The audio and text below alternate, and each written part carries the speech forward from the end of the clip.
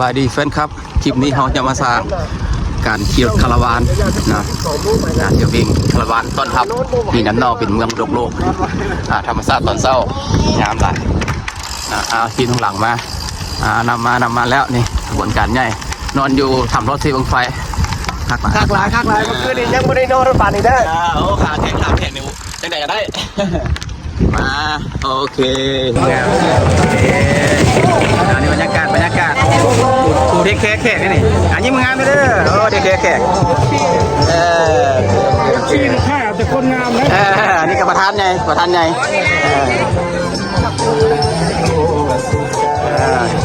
ตอนนี้บรรยากาศเนาะบรรยากาศก่อนจะปั่นคาราวาน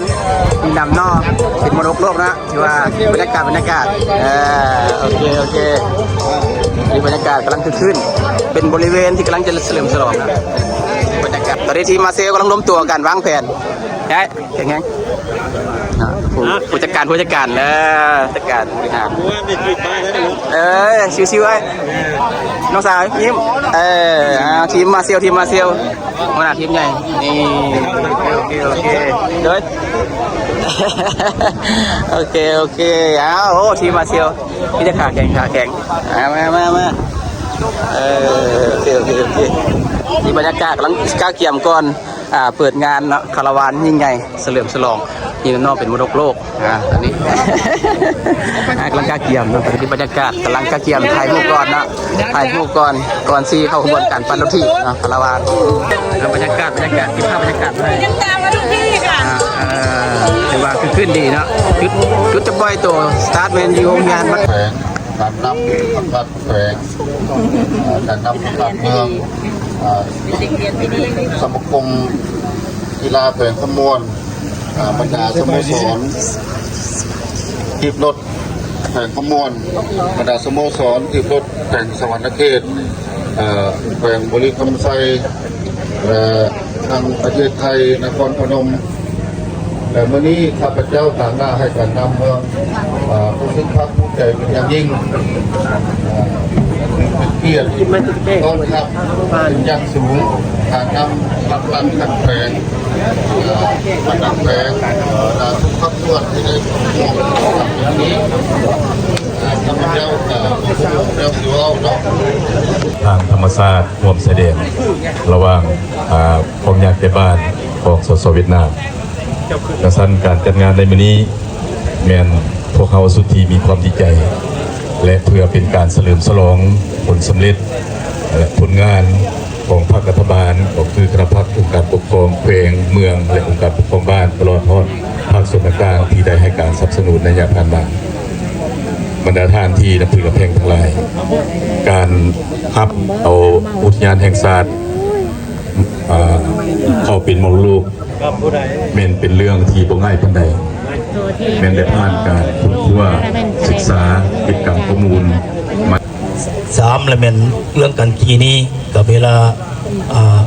อยู่เบื้องครัวกับบ่ให้ยับไปยงไส้แบบกระทันหมายว่า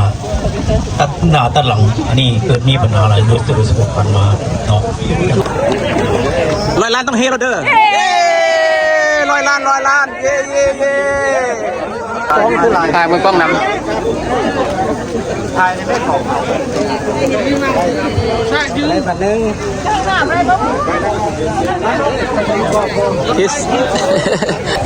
กิจกรรมของ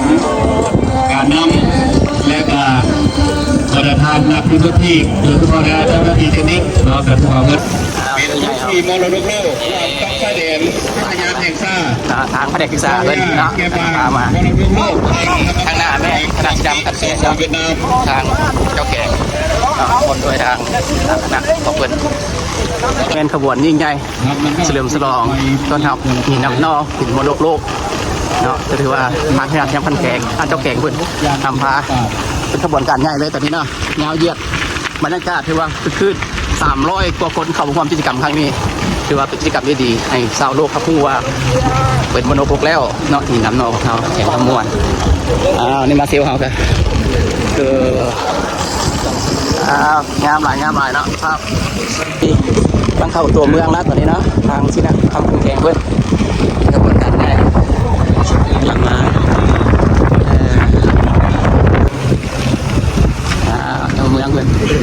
จงเมืองตะแคงครับ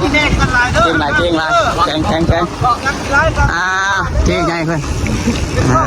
โอเคเนาะบรรยากาศตอนนี้อากาศดีเนาะเย็นสบายพอดีขี่คาราวานฟ้าดินเป็นใจไหมนี่ทักลายต้อนรับหินน้ำนอกเป็นมนุษย์โลกเนาะท่านประธานเจ้าเก่งกับทางเจ้าเมืองงามสุดๆเลยงามทางหล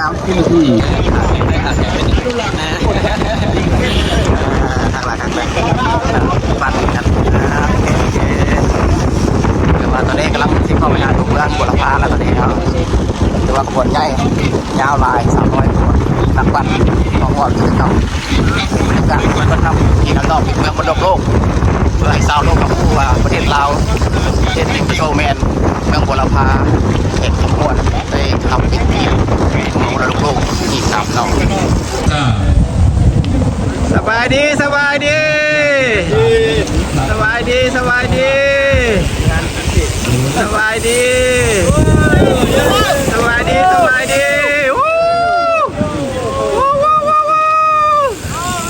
มาทักลาย300 กว่านักปั่นความเฉลิมฉลองหินน้ำนอกเมืองมรดกโลกอยู่เมืองบุรพาแข่งขบวนเย้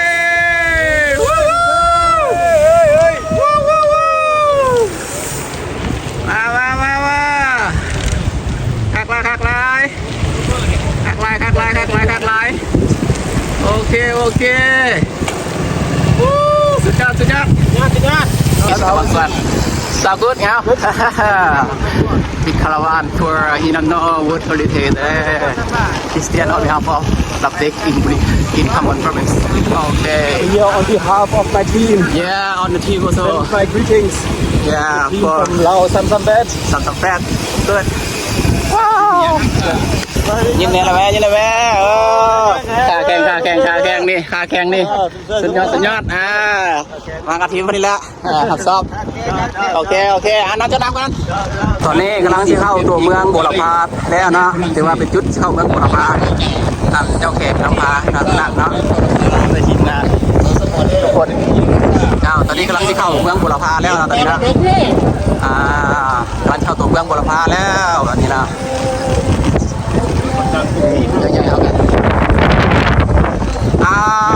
สาวเมืองบุรพายินดีต้อนรับ Welcome motorcycling มาแล้วมาบุรพาแล้วตอนนี้นะมาบุรพาแล้วเรามาทีมงานสนใจมาสบายดีมาบุรพาแล้วเราจะแข่งไงนี่คือซุ่มเซยมาคณะทีมงานสบายดีพอตัวเมืองบุรพาแล้วทางขนาดจำขันแข่งเจ้าแข่งเนาะเราจะได้เข้าห้องอากาศเนาะคือภาษากาแฟตัวนี้เนาะฮอดแล้วมาคักแล้วมาเซียวคักหลายสุดยอด นักขี่จากกระทั่งเมือง8 คักสุดยอดเลยเข้ามาจอดสุดยอดคั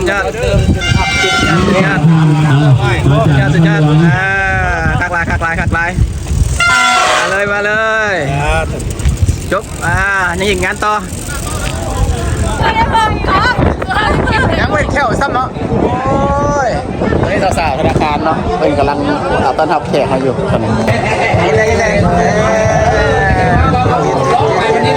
มาเซียวทีมงานคนหนาใหญ่เขา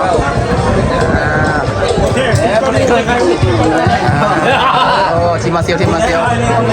หลาย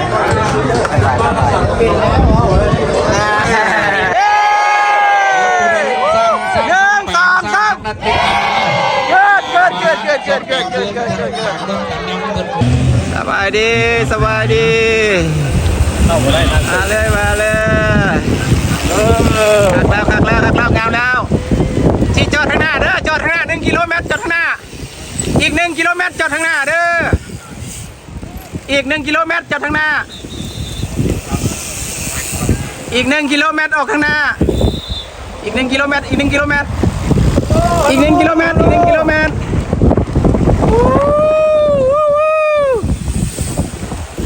ให้แน่สิโดดป้าคักลาย กหลายเด้อสุดยอดแล้วสุดยอดแล้ว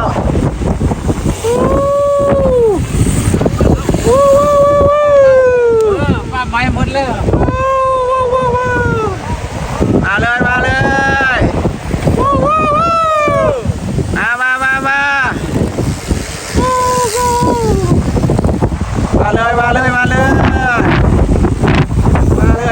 มาเล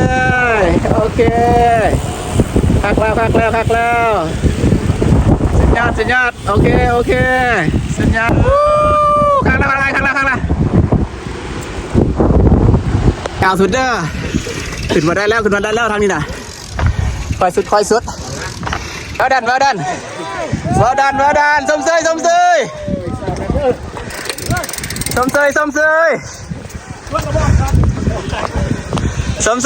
ยมาได้ไปทั้งกับสุดยอดเลยทั้งไปทั้งกับสุดยอดแล้วมาแล้วยังจักกลุ่ม2กลุ่มอีกแบน1เงินมาโอเคงานก็ดีขี้ก็ดีมันยังคอยอยู่แม่ล่ะมันยังคอยอยู่นี่มาจุดสิมันยังเม็ดหัวคอยอยู่ไปพุ่นเลยไปรถพุ่นมือมันขึ้นมาเมื่อยนะโอเคมาเอาไปพักคนจะเลยอย่าตัดทางมาแล้วมาเลยของแท้มาโอ้ไฟยิงเก่งไรอะไรก็ลงครับอย่าค่อยเลยเก่งไรจะตัดรถระวังให้น้ำระวังเนี่ยเก่งสุดยอดไอ้ใหญ่สุดยอดละโอ้เครื่องจะก่อนมาโอ้คักละท่านเจ้าแข่งกันเก่งสุดเลยมันดิโอ้สู้เลยมาเขาได้ขี่คนเดียวปีทางเนี่ยปีทางมันไปเนี่ยฮอดแล้วปลอดภัยแล้วสบายปลอดภัยทุกคนแล้วร้องไม่ยังมีผู้หนึ่งก่อนที่ฮอดอันตาดเนาะหลายผู้อยู่โอเคระวังคุบเกียร์เนาะโอเคบ่รอดไปขึ้นมาบรรยากาศตอนนี้ขึ้นภูเนาะสัญญาตอนนี้บรรยากาศที่ว่าขึ้นภูตัวนี้แมนค่อยสุดจุดหนึ่งเป็นจุดที่ต้องขาแข็งเนาะมันต้องมีขาแข็งเนาะทางยิงทางซ้ายสัญญาโอ้เก่งรถใหม่เฉพาะเก่งแล้วรถใหม่คักละเอาคัก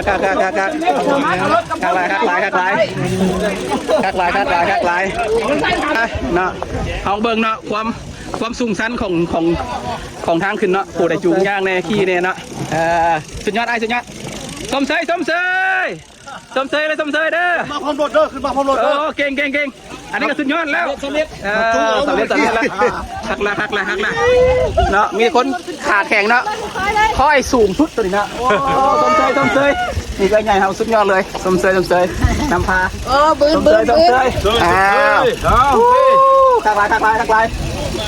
ค่อยสูงสุดรถนี่ใช้เกียร์2ขึ้นมานี่รถไงต้องใช้เกียร์2ยังได้ดิโอ้พูดอ่ะ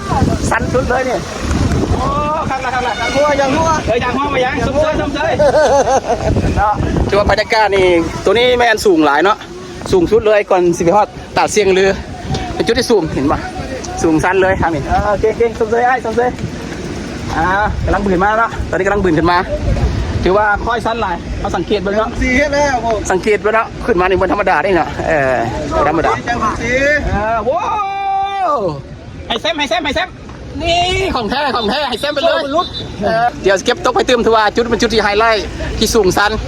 และนักปั่นทางก็ให้เดินทางต่อไปตาดเสียงลือเนาะโอเคเดี๋ยวส้มคลิปต่อไปขอบใจ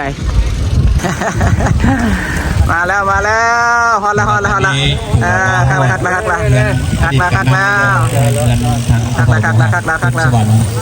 มาโอ้สมเสย ผู้เคยนอนของอดีตกำนัน คุณพุทธิแล้วก็เป็นการนำที่ดีเนาะที่สันนำพาเพชรลาวพัฒนามาเนาะอันนี้แม่เฮือนของเพิ่นเนาะแม่นเก่าแก่ของเพิ่น เป็นการนำ อยู่เมืองบัวลำพาเขตขมวนเด้อเด้อ1 2 3เย่เย่เย่โอเค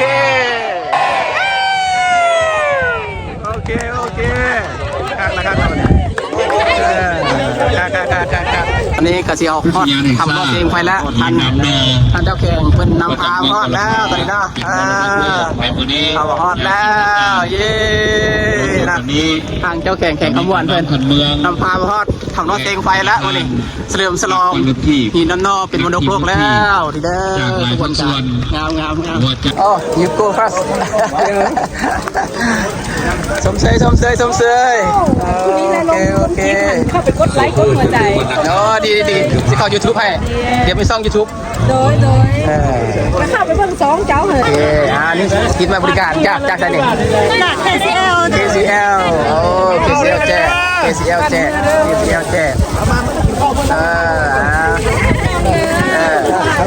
รับสนุนเต็มที่นะสมเสยเดี๋ยวลงช่อง YouTube ให้เบิ่ง ยังไม่ต้องยูทูบเลย ต้องชมจุดเปลี่ยนของชีวิต ขอบใจหลายๆแฟนครับเทียบชมคลิปจนจบหวังว่าคลิปนี้จะเป็นคลิปหนึ่งเพื่อสร้างแรงบันดาลใจ ให้นักท่องเที่ยวทั้งภายในและต่างประเทศสนใจมาเที่ยวอยู่เมืองบัวลำพาแข่งขมวนโดยเฉพาะแมนหินน้ำนอที่ได้กลายเป็นมรดกโลกและอยู่บัวลำพาก็มีถ้ำลอดเซบังไฟที่มีชื่อเสียงโด่งดังไปทั่วโลกและก็มีตาดเสียงลือเป็นตาดหนึ่งที่กำลังรับความนิยมหลายในปัจจุบันนี้ Thank you for fan club to watching this clip. Hopefully this clip will be inspired for local foreigner tourists to visit Khammon, especially for the Bolapha district of Khammon provinces.